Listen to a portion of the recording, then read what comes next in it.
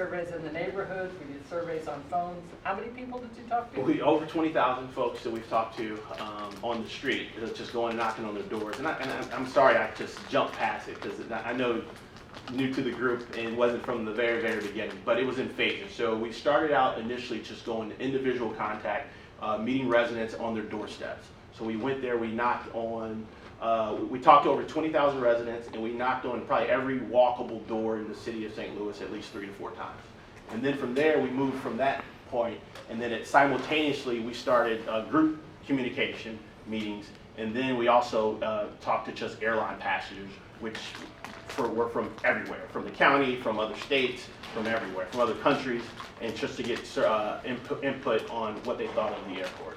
And so we feel we've touched just about everyone, but like I said, information is starting to change. If the city decides to move forward with the RFQ, then there'll be new information. And so we plan to not just go knock on every door again or just do community meetings. We also want to open up to other media forums, whether it be radio or television, to also try to inform residents going forward if that idea is, that's something that Alderwoman Davis is working on right now.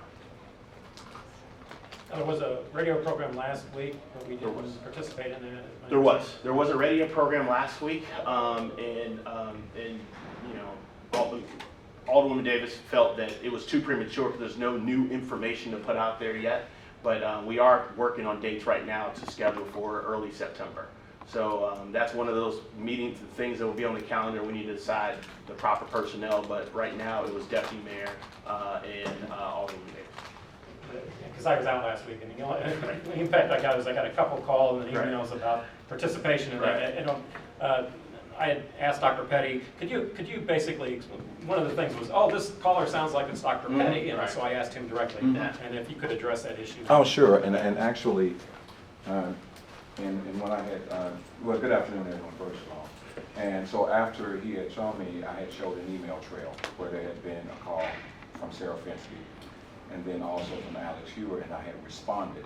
And what I've said is, I really don't have a problem in giving my name about conversation, because I call talk shows or anything all of the time, so I don't have any problem. I'm a citizen of St. Louis, and I'm sensitive to issues, so there's nothing to hide. So really there's nothing to hide. So that was the end of that. And he said, thanks. And so Paul was able to see the email trail, just say thanks on that.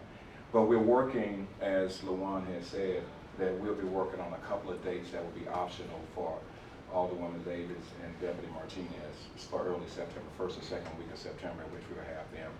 They will revisit the whole conversation again.